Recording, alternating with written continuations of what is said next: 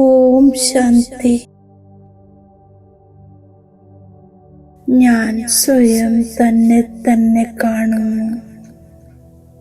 ഞാൻ ആത്മാ ഒരു ജ്യോതി ബിന്ദുവാണ്. അനേക ജന്മങ്ങളിൽ അനേക റോളുകൾ ഞാൻ പ്ലേ ചെയ്തു വന്നു.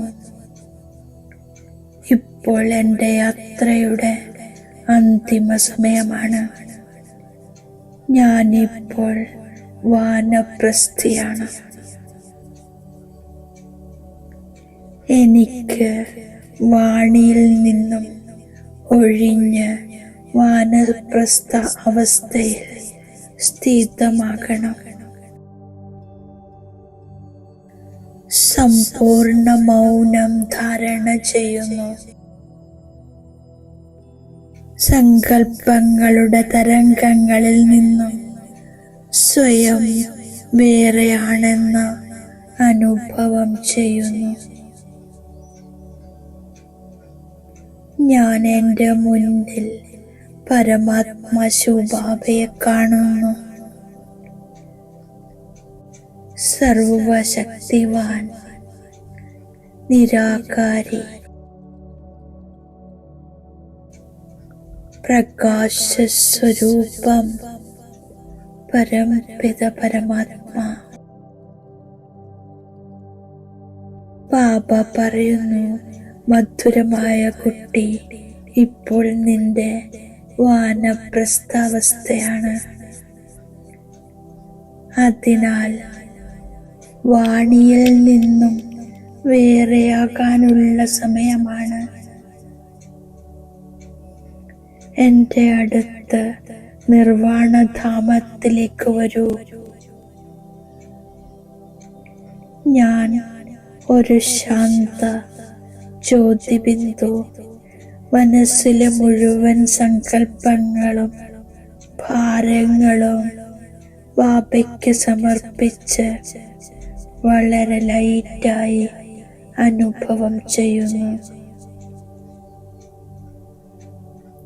ഈ മൃത്യുലോകത്തിൽ നിന്നും എൻ്റെ പാർട്ടിൽ നിന്നും ഞാൻ മുക്തമാകുന്നു. എൻ്റെ വാണി ശാന്തമാകുന്നു. മനസ്സ് മൗനമാകുന്നു. ഞാൻ ശബ്ദത്തിൽ നിന്നും അകലേക്ക് പോകുന്നു.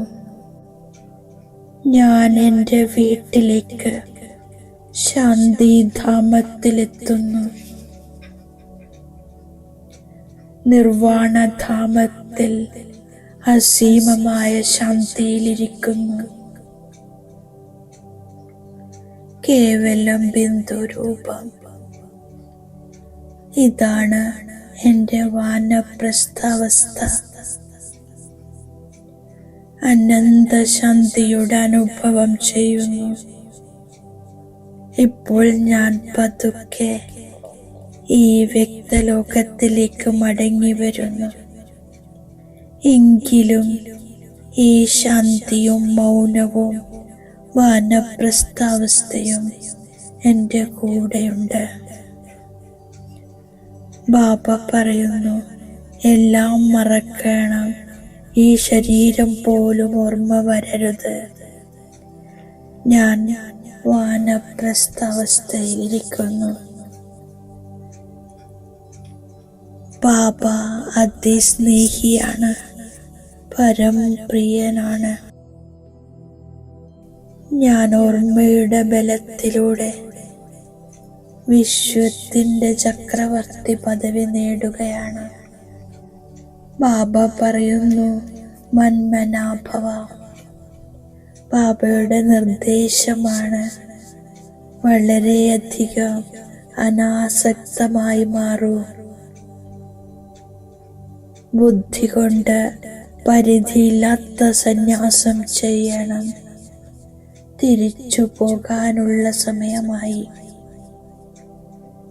അതിനാൽ പഴയ ലോകത്തിൽ നിന്നും പഴയ ശരീരത്തിൽ നിന്നും ഞാൻ അനാസക്തമായിരിക്കുന്നു.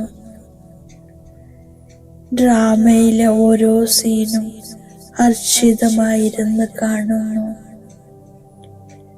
ഞാൻ ബാബ നൽകിയ വരദാനത്തിന്റെ സ്വരൂപമാകുന്നു.